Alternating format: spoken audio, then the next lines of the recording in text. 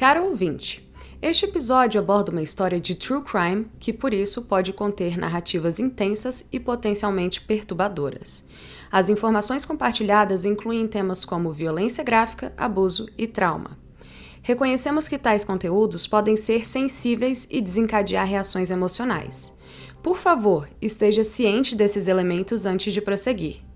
Se você sentir que esses tópicos podem ser desconfortáveis, pule o episódio. Lembre-se que o seu bem-estar é prioridade e, se precisar de apoio emocional, considere buscar recursos disponíveis, como linhas de ajuda ou auxílio de profissionais da saúde mental. Agradecemos sua compreensão e respeitamos suas escolhas individuais ao consumir o conteúdo a seguir. Se optar por avançar, faça-o com consciência e cuide de si mesmo. Atenciosamente, Espíritos do Além.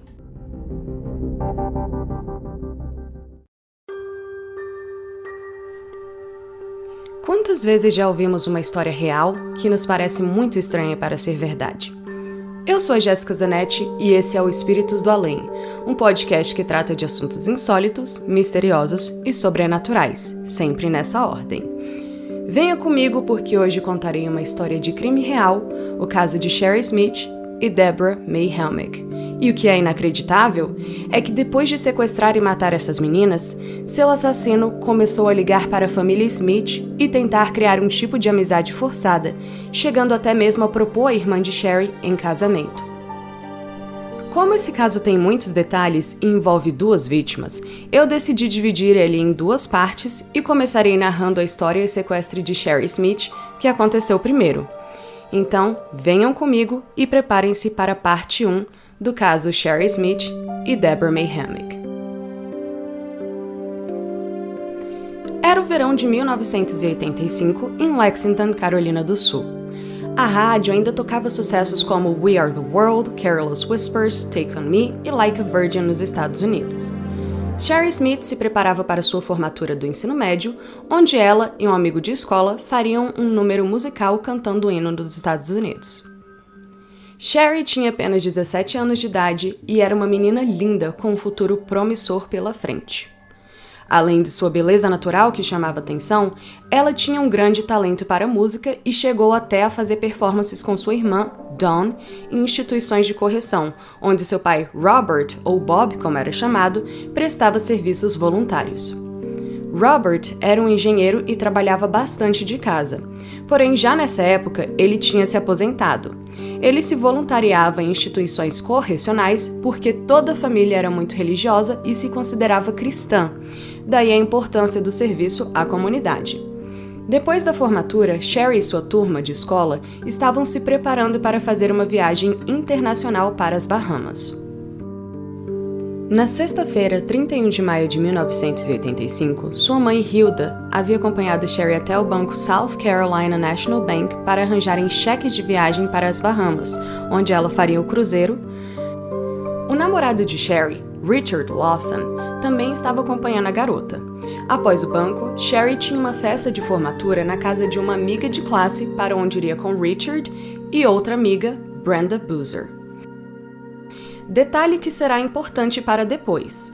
Eles três saíram do banco juntos, deixaram os carros da Sherry e da Brenda no estacionamento do shopping e foram para a festa no carro do Richard. Às 14h30, Sherry liga para da casa de Dana, que era a anfitriã da festa, informando os pais que já estava a caminho do shopping para pegar o carro e que em momentos ela estaria em casa. Depois da festa, Sherry tinha se planejado para voltar para casa, onde Hilda a ajudaria a fazer as malas. Porém, não foi isso que aconteceu. E quando os pais de Sherry viram seu carro, que era um Chevette 1978 azul, parado na frente do portão de casa, próximo à caixa de correio, e não viram sua filha, sabiam que algo estava errado. Pessoal, só um adendo.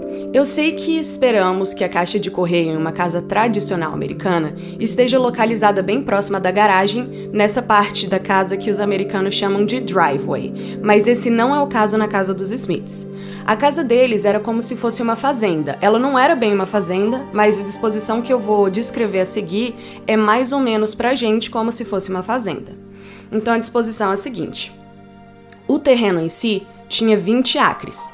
Na entrada, tinha uma porteira sem portão, só a porteira mesmo de madeira. E logo do lado de fora dessa porteira, mais ou menos a uns 2 metros dela, temos a caixa de correio. O carro da Sherry foi encontrado pelo pai do lado de dentro da porteira, a menos de 1 metro dessa porteira para ser exata, e a casa de fato se encontrava bem mais longe da porteira, como se fosse mais ou menos uns 230 metros. Ou seja, não é como se os pais dela tivessem visto logo do lado de fora da janela o carro da filha e estivessem esperando para ela entrar em casa. O que aconteceu foi que em algum momento, por volta das 15h40, depois de ela parar o carro, Hilda avistou de casa o carro na porteira e esperou até Sherry chegar. Mas depois de um tempo, ela achou que, por causa da demora para entrar em casa, a filha poderia estar lendo alguma carta e por isso estava demorando mais para entrar. Porém, 5 minutos mais tarde, seu pai foi investigar porque a filha não tinha entrado em casa ainda e encontrou o Chevette abandonado, com o motor ligado, a porta do motorista aberta, as cartas todas espalhadas pelo chão, ao lado da caixa de correio, e a chinela da Sherry, que também estava jogada no chão do lado de fora do carro. Dentro do carro, havia uma toalha sobre o banco, indicando que a Sherry não queria molhar o banco, já que ela estava com um biquíni provavelmente ensopado de piscina da festa de formatura para a qual ela tinha ido, e sua bolsa de praia que ela tinha levado para a festa estava bem do lado, no banco do passageiro.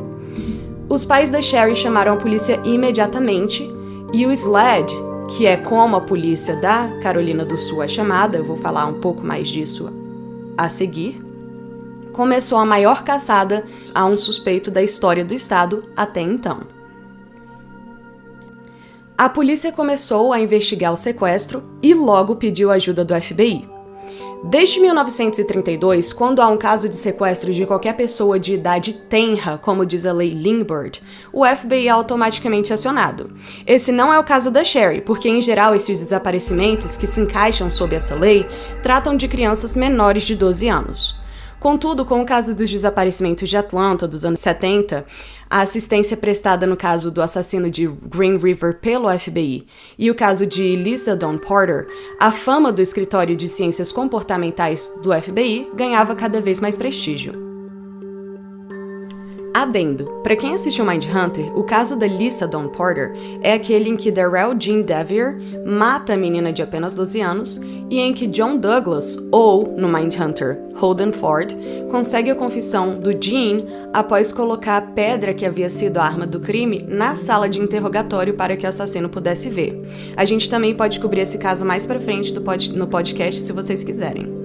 Bem, deixa eu explicar então como o escritório de ciências comportamentais do FBI trabalhava. Para quem acha que eles resolvem crimes, não é bem isso que eles fazem. O que acontece é o seguinte: eles avaliam as evidências, a vitimologia e a cena do crime para determinar um perfil do assassino.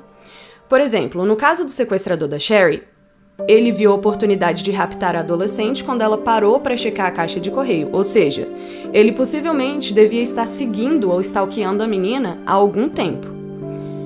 Como a cena do crime indica que Sherry estava checando a correspondência e foi raptada por oportunidade, e também dadas outras evidências que vamos falar depois, o FBI determinou que esse criminoso não tinha um carisma natural que poderia ter feito a vítima ser convencida a vir com ele por livre e espontânea vontade.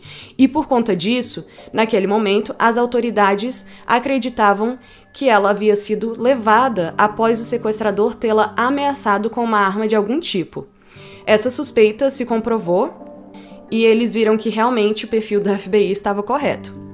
Bem, depois que o FBI fornece um perfil, que geralmente inclui o sexo, a idade, características psicológicas e algumas vezes até mesmo físicas do possível meliante, as autoridades locais, no caso da Carolina do Sul, SLED, e o que é SLED? South Carolina Law Enforcement Division, são os responsáveis, então, por conduzir sua investigação e eliminar suspeitos que não se encaixem dentro desse perfil prestado.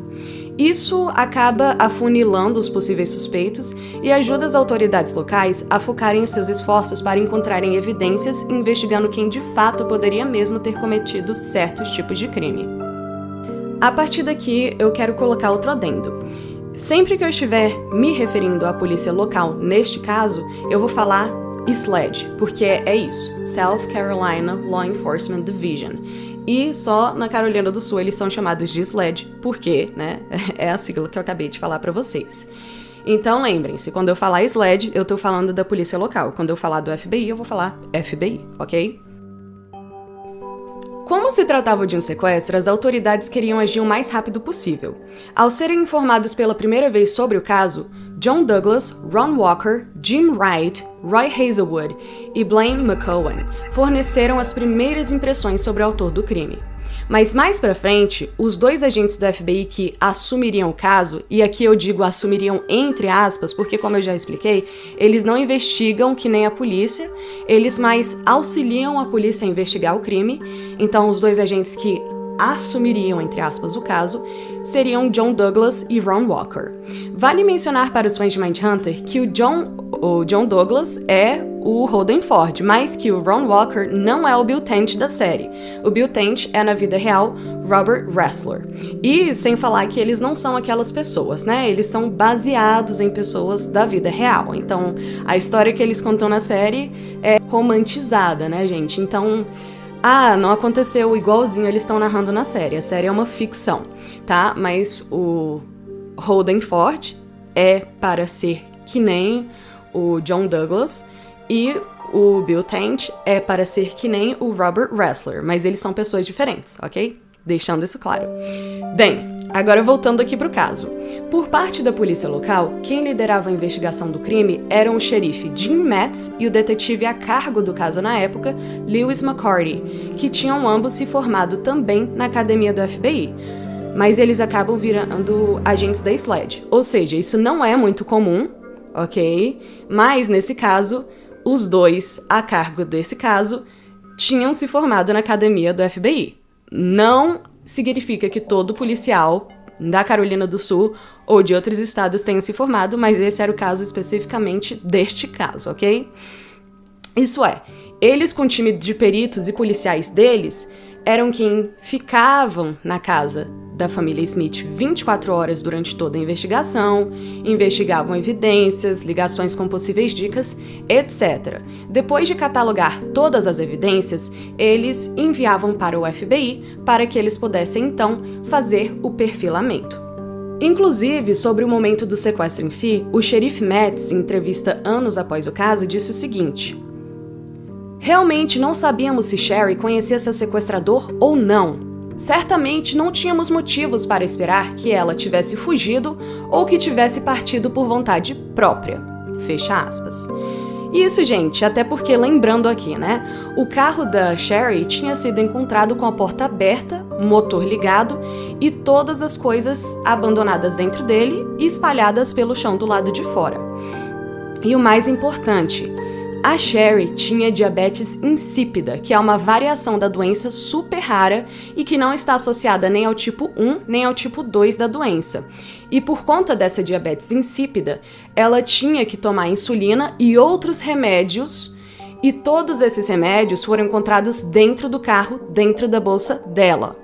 Outra informação que é importante sobre essa doença é que ela causa sede e vontade de urinar constantemente aos seus portadores, que por causa disso não podem ficar sem seus remédios. Sem falar que se eles não estivessem com os remédios deles e não tomassem muita água, a doença poderia até mesmo acarretar uma desidratação generalizada que pode chegar a ser fatal. Ou seja, basicamente, se a Sherry tivesse fugido por vontade própria, primeiro que ela teria levado o carro, mas mesmo se ela não tivesse, com certeza ela teria levado pelo menos os seus remédios.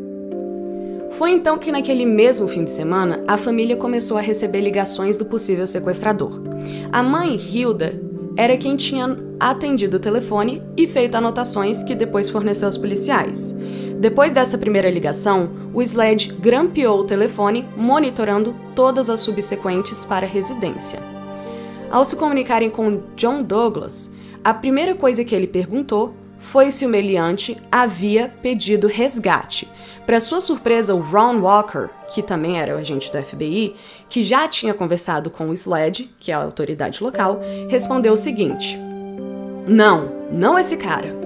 Teve uma ligação durante o fim de semana em que uma pessoa pediu um resgate, mas o departamento do xerife suspeita que isso foi um trote.